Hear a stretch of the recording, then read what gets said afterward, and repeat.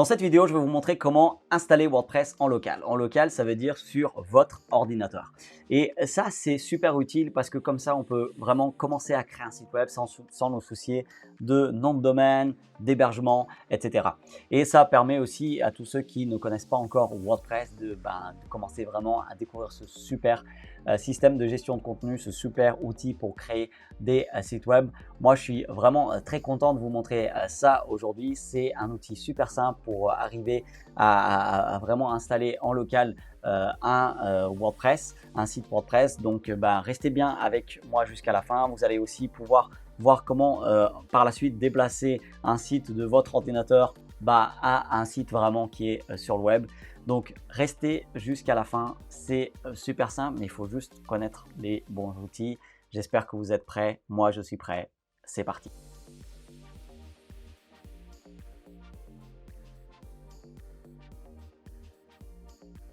Je m'appelle Ricardo da Silva et je partage régulièrement des conseils et des outils pour vous aider à développer votre business à l'ère du digital. Si ça vous intéresse, n'hésitez pas à appuyer sur le bouton s'abonner et également activer la petite cloche pour ne pas rater les prochaines vidéos.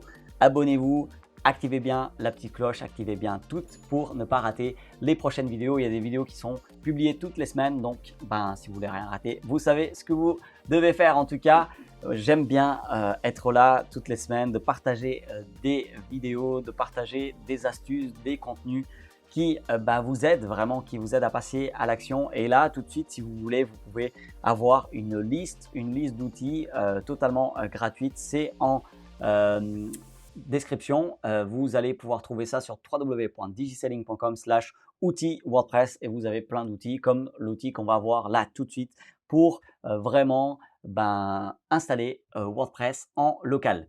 Et cet outil, c'est tout simplement ce que vous voyez à l'écran, local. Et vous avez le lien en description, donc n'hésitez pas à aller voir tout ça en description. Et en fait, c'est tout simple, hein.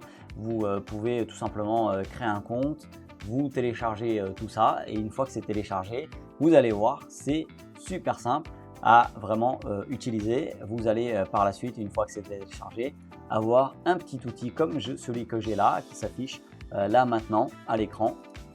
Et ensuite, vous allez tout simplement pouvoir créer un nouveau site sur votre ordinateur. Donc avant d'aller plus loin, ça m'intéresse de savoir, est-ce que vous avez déjà créé un site web avec WordPress? Si ce n'est pas le cas, dites-le moi oui ou non en commentaire, ça m'intéresse. Et si ce n'est pas le cas, sachez que là, vous allez pouvoir le faire vraiment. Et sachez qu'on va utiliser aussi un petit outil qui s'appelle Divi pour créer un site web en local. En tout cas, on va faire le début, hein, pas tout, parce que sinon ça va mettre longtemps. Mais en tout cas, sachez qu'il y a une petite réduction sur cet outil en description si jamais il vous intéresse vraiment par la suite au niveau de l'utilisation. Donc là, une fois que vous avez téléchargé cet outil-là local sur votre ordinateur, par la suite, c'est super simple. Vous arrivez là, vous appuyez sur ce petit écran, sur ce petit bouton, pardon. Et vraiment, je pense qu'il n'y a rien de particulier, que ce soit sur Mac, au PC pour installer local, c'est super simple. Vous allez vous télécharger. Une fois que c'est fait, vous allez avoir quelque chose comme moi. Donc là, j'ai appuyé sur créer le site web. Ou sinon, vous pouvez ici appuyer sur plus. Ça fait la même chose et vous allez pouvoir créer vraiment beaucoup de sites web. Je ne sais pas combien on peut en créer, mais des fois, j'en ai plein ici en local et ça pose aucun problème. Donc là, tout simplement, j'appuie sur plus et là, je vais lui donner un nom. Donc, démo WordPress local. Donc voilà, là vous avez des options, mais voilà, ça fait que le local site domaine, c'est ça. Ok, très bien. Voilà, des fois, pour le truc avancé, le mieux, c'est de rien toucher si on ne sait pas ce qu'on fait. Mais voilà, ça marche très bien. Juste, vous mettez un nom de site ici. Vous appuyez sur continuer. Donc là, vous pouvez laisser ça par défaut en fait. Sinon, vous pouvez appuyer sur customiser. Si en gros, vous voulez, vous savez un peu ce que vous faites, pardon. Mais sinon, vous laissez là et ça marche très bien. Là, vous mettez tout simplement un nom de domaine, un password, un mot de passe et puis vous mettez, si vous voulez, votre email ici. C'est toujours mieux de mettre votre email ici, donc mettez-le, un email ici. Donc là, je vais faire WP démo, voilà. Voilà, WP démo. Là, c'est pas grave si voilà, je m'étais trompé. Voilà, ok, bon bah ça, du coup, je continue, je add site, donc j'ajoute le site. Et voilà, j'attends un petit peu, tout ça, et voilà, le site là, voilà, il me demande mon petit mot de passe, mon ordinateur. Je ne sais pas si ça va le faire, faire la même chose chez vous. En tout cas, sachez que c'est aussi simple que ça pour commencer à créer un site web sur votre ordinateur. Vous pouvez appuyer sur tout simplement Open Site et vous avez votre site voilà, qui est là, qui est tout créé.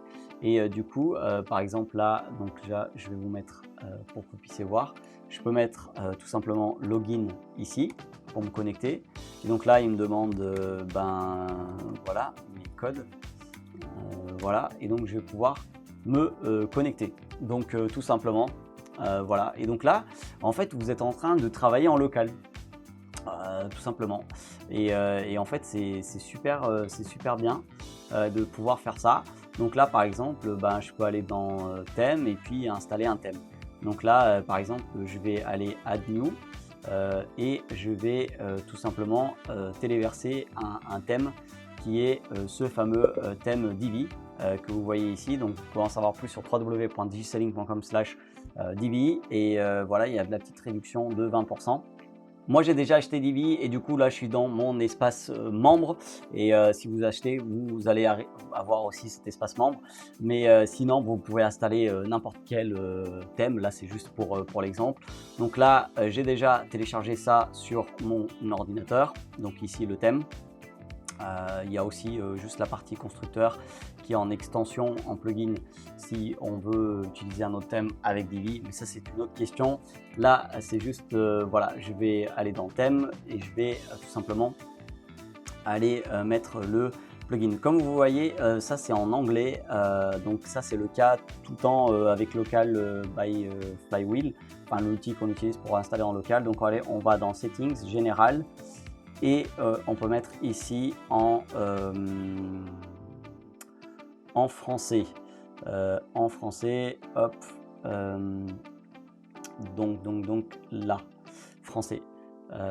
Voilà, donc j'ai mis en français, comme ça le site il est en français, on sauvegarde, ça sera mieux.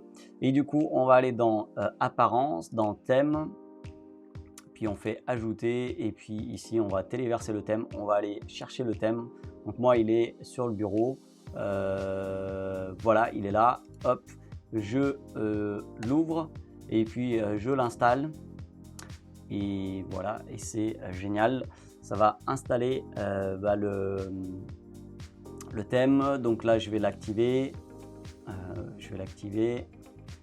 donc voilà, et puis je vais aller dans Divi, je vais aller dans options du thème et puis je vais aller mettre les mises à jour. Donc pour ça je dois mettre le nom d'utilisateur et aussi la clé API. Alors où est-ce que je vais chercher la clé API? Je vais dans My Account et puis je peux soit créer une API, soit je peux créer une API, soit j'utilise déjà une API existante. Donc là, je vais générer une autre API. Là, je mets WordPress démo. Je copie le petit numéro là, le petit chiffre, et je mets dans clé API. Je sauvegarde tout ça. Et voilà. J'ai eu la petite flèche là en vert. Donc ça veut dire que tout est OK. Du coup, je vais dans page. Et puis, je vais tout simplement faire ajouter. Et là, je vais utiliser le Divi Builder. Donc là, imaginons, je sais pas, je crée la page d'accueil. Utiliser le Divi Builder. Donc là, on va utiliser le petit Divi Builder. Et puis, donc on va faire tout ça. Donc là, je ne vais pas faire la visite virtuelle, on va commencer à construire tout de suite. Et donc là, je vais choisir, enfin donc soit je peux partir de zéro, soit cloner une page existante si je commence déjà à avoir des pages et puis faire des copier-coller, soit je choisis quelque chose qui existe déjà. Et donc là, je peux choisir un petit peu presque un site. Donc voilà, vous avez plein de choses ici. Donc là, je vais choisir ce truc-là. Voilà, je vais choisir ce truc-là. Et du coup, je peux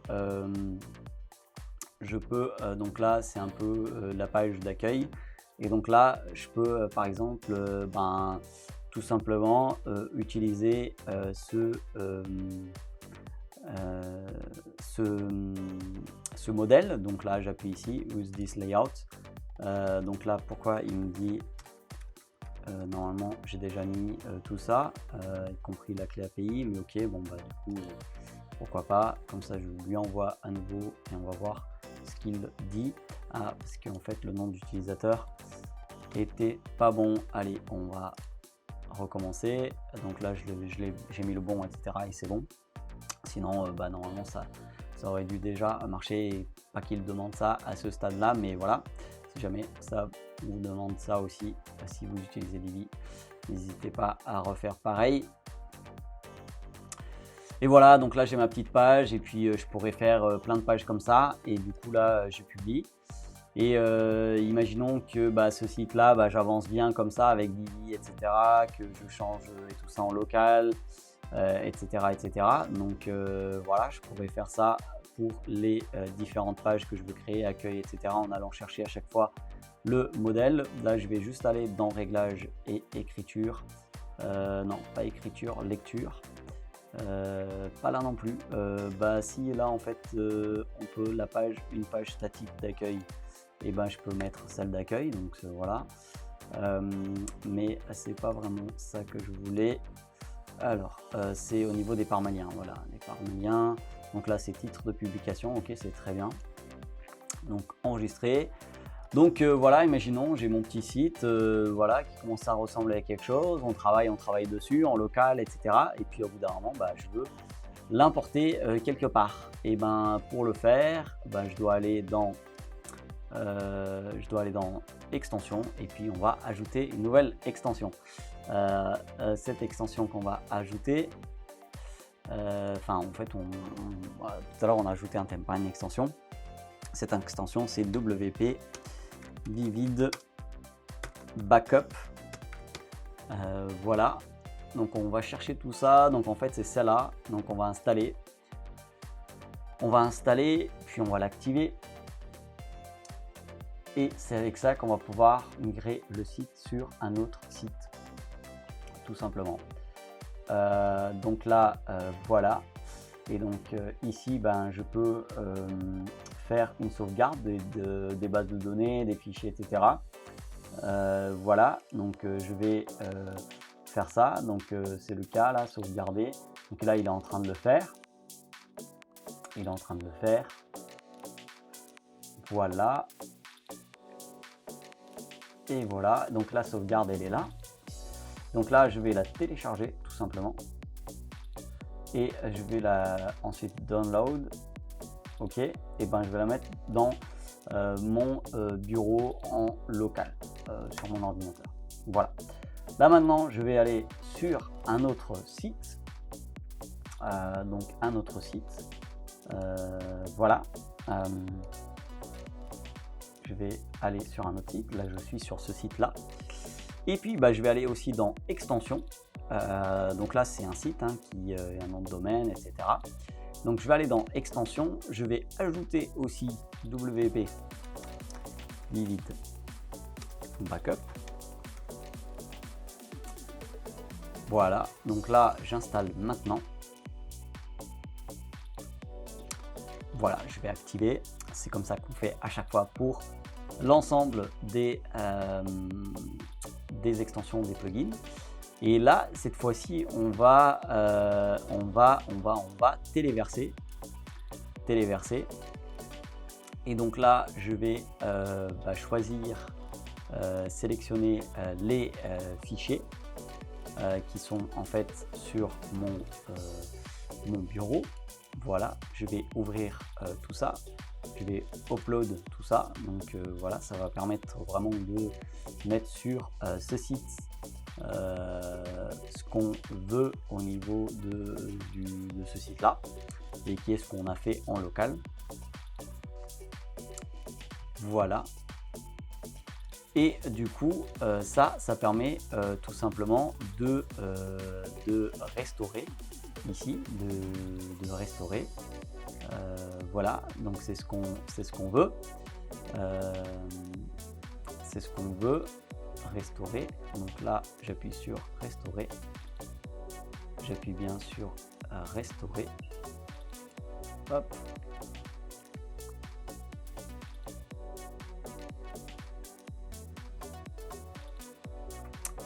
Voilà, il est en train de le faire. A few moments later. Ça a mis un petit peu de temps, mais ça semble avoir marché. Je me connecte sur ce site. En fait, du coup, même le mot de passe, ça a changé. Hop. Voilà. Et du coup, ça veut dire que normalement,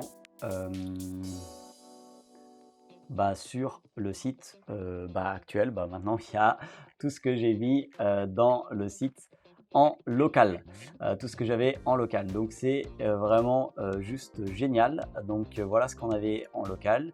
Et donc on a réussi à bien transférer tout ça sur un site. Donc voilà, vous avez appris dans cette vidéo à comment travailler en local et par la suite à comment mettre tout ça sur le site que vous voulez vraiment, qui est en ligne, qui a un serveur, qui a un nom de domaine, etc. etc. N'oubliez pas de télécharger votre liste d'outils, des outils vraiment hyper pratiques comme celui qu'on vient de voir là maintenant sur www.digiselling.com/outils WordPress. Il y aura des plugins, des thèmes, mais aussi d'autres petites choses qui sont super intéressantes. Si vous voulez, vous allez en description et vous avez tout ça gratuitement. Dites-moi en commentaire, allez-vous installer WordPress en local? L'objectif de cette question, c'est de vous faire passer à l'action. Et parce que j'ai pas envie de juste faire des vidéos, mais de vous motiver vraiment à utiliser plein de choses. Mettez un petit j'aime, abonnez-vous si ce n'est pas encore fait, activez bien les notifications pour ne pas rater les prochaines vidéos. Vous pouvez regarder d'autres vidéos par ici, ou sinon attendez juste quelques jours pour avoir une nouvelle vidéo. Mais voilà, il y a plein d'autres vidéos sur la chaîne YouTube. N'hésitez pas, elle n'a qu'un seul but, vous aider à développer votre business à l'ère du digital.